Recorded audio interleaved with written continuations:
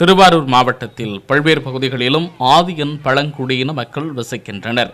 இவர்களுக்கு மிகவும் பிற்படுத்தப்பட்டோர் என்கிற பிரிவின் கீழ் சாதி சான்றிதழ் வழங்கப்பட்டுள்ளது.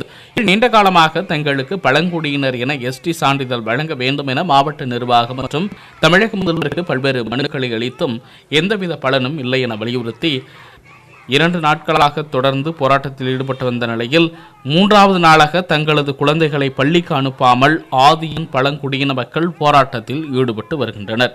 குறிப்பாக திருவாரூர் மாவட்டம் விளத்தூர் ஆப்பரக்குடி பகுதியைச் சேர்ந்த ஆதியின் பழங்குடியினர் தங்களது குழந்தைகளை 3வது நாளாக பள்ளிக்கு அனுப்பாமல் பெற்றோர்களும் குழந்தைகளும் ஆர்ப்பாட்டத்தில் ஈடுபட்டுள்ளனர்.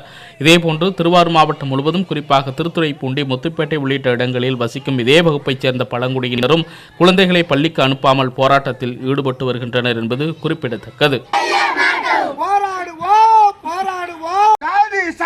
கிடைக்கும் வரை போராடுவோம் போராடுவோம். மாநில அரசு மாவட்ட அரசு மாநில வரை போராடிய போராட்டம் இன்னும் தீரவில்லை.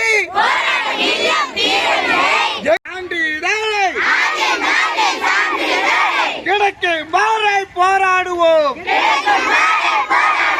செல்ல மாட்டோம் கிடைக்கும் வரை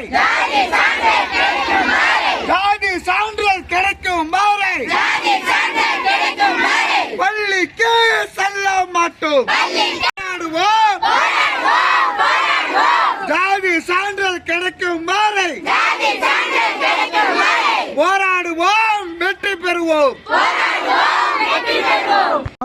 இன்னைக்கு நாங்க திருவாரூர் மாவட்டத்துல ஆப்பரக்குடி அதே போல விளத்தூர் அந்த கிராமத்தை இன்னைக்கு விளத்தூர் கிராமத்துல இன்னைக்கு இந்த பசங்களை இன்னைக்கு 3வது நாளா ஸ்கூலுக்கு செல்ல விடாமல் எல்லாருமே இருக்காங்க. இன்னைக்கு அந்த பசங்களை ஸ்கூலுக்கு செல்ல வேண்டும்னால் எங்களுக்கு தேவையானது ஆதியின் ஜாதி சான்றிதழ் வழங்கும் முறை இந்த போராட்டம் நீடிக்கும் என்பதனை இந்த வாயிலாக நான் தெரிவித்துக் கொள்கின்றேன்.